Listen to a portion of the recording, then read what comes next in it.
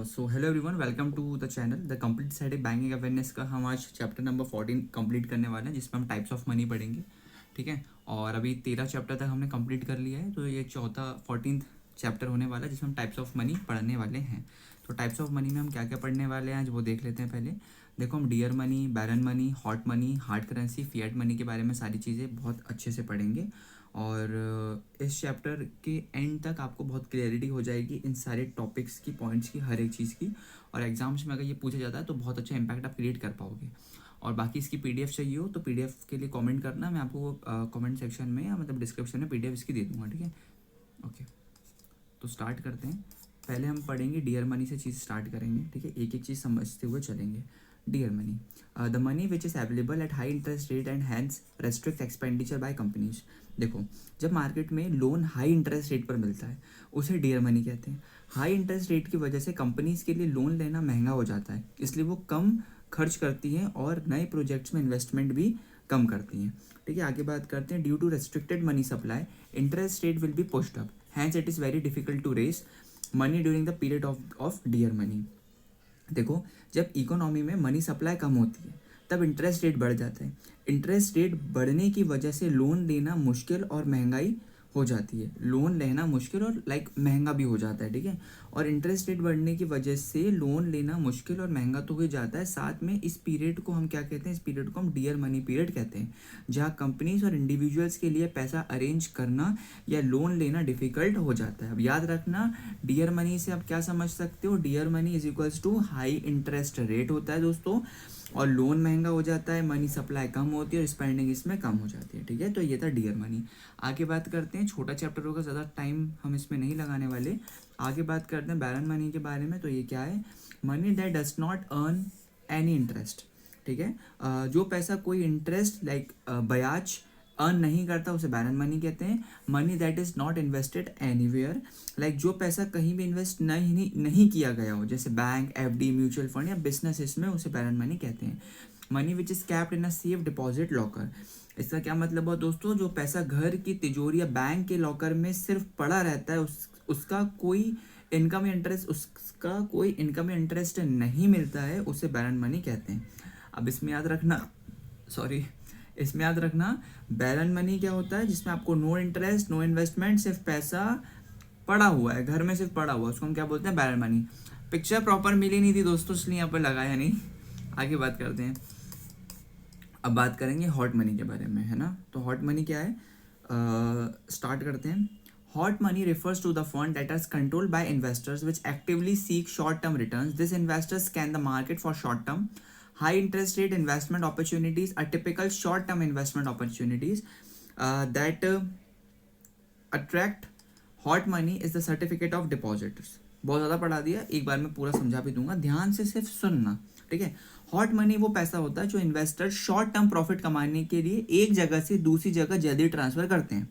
ये इन्वेस्टर्स हमेशा मार्केट में हाई इंटरेस्ट रेट या ज़्यादा रिटर्न वाले शॉर्ट टर्म इन्वेस्टमेंट ऑप्शंस ढूंढते रहते हैं।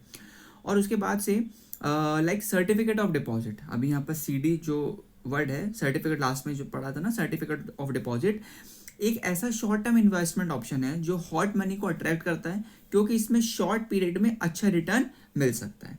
लास्ट में बात कर लेते हैं, एक बार मैं पूरा पढ़ा दूंगा फिर समझा भी दूंगा। Hot currency is the currency that is easily available in the market and also be converted into another currency and it flows easily in and out of the market in terms of investment. देखो, hot currency वो currency है जो market में आसानी से available होती है और दूसरी करेंसी में आसानी से कन्वर्ट किया जा सकता है इसको।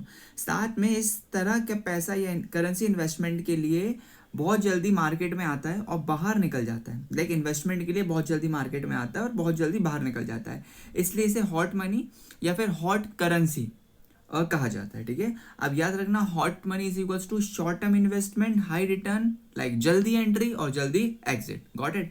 आगे बात करते हैं, फोर्थ पे चलते हैं। अब इसमें हम पढ़ेंगे हार्ड करेंसी के बारे में। ज़्यादा बड़ा चैप्टर नहीं है दोस्तों, फिएट मनी थोड़ा डिटेल है, बस कंप्लीट हो जाएगा 10 मिनट के अंदर अंदर तक, कोशिश करेंगे कंप्लीट हो जाइए। हार्ड मनी के बारे में हम बात करते हैं। ठीक है, hard money safe haven currency और strong currency any globally traded currency that serves as a reliable and stable store of value. इसका क्या मतलब हुआ, देखो हार्ड करेंसी या सेफ हेवन करेंसी वो करेंसी होती है जो पूरी दुनिया में आसानी से एक्सेप्ट और ट्रेड की जाती है। ये करेंसी अपनी वैल्यू को स्टेबल रखती है, इसलिए लोग इस पर भरोसा करते हैं और इसे रिलायबल स्टोर ऑफ वैल्यू माना जाता है। इस तरह की करेंसी को स्ट्रॉन्ग करेंसी भी कहा जाता है। ओके, ये चीज़ याद रखना। अब हार्ड करेंसी को आप क्या समझ सकते हो, hard currency, strong currency, stable value, globally accepted रहती है, और इसको हम क्या बोलते हैं, सेफ हेवन करेंसी। बहुत बढ़िया, चलो लास्ट पे चलते हैं, कंप्लीट करते हैं चैप्टर। फिएट मनी के बारे में पढ़ते हैं, थोड़ा डिटेल है लेकिन अच्छा भी है। चलो दोस्तों स्टार्ट करते हैं, इसको ध्यान से समझेंगे। Fiat money is declared legal tender. Fiat money वो मनी होता है जिसे गवर्नमेंट लीगल टेंडर डिक्लेयर करती है, यानी इसे पेमेंट के लिए ऑफिशियली एक्सेप्ट किया जाता है। This includes any form of currency in circulation such as paper, money और कॉइन्स। देखो इसमें पेपर, नोट्स और कॉइन्स दोनों शामिल होते हैं जो मार्केट में यूज किए जाते हैं। Fiat money is backed by countries government instead of a physical commodity.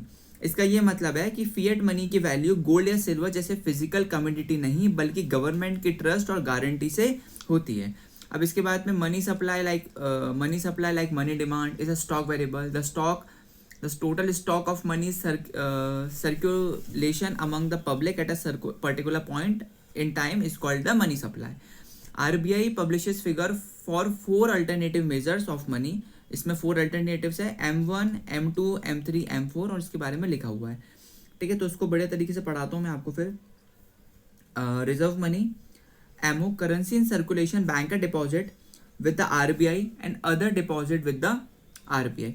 तो यहाँ से इसका मतलब क्या हुआ, M0 से ये स्टार्ट कर रहा है। देखो M0 रिजर्व मनी में मार्केट में चलने वाली करेंसी प्लस बैंक्स के आरबीआई के पास डिपॉजिट प्लस आरबीआई के पास अदर डिपॉजिट शामिल होते हैं। उसके बाद आता है नैरो मनी। अब मैं डायरेक्ट पढ़ाता हुआ चलता हूँ, ठीक है, ये प्लस वगैरह पॉइंट जो है उसी के अकॉर्डिंग पढ़ा रहा हूँ।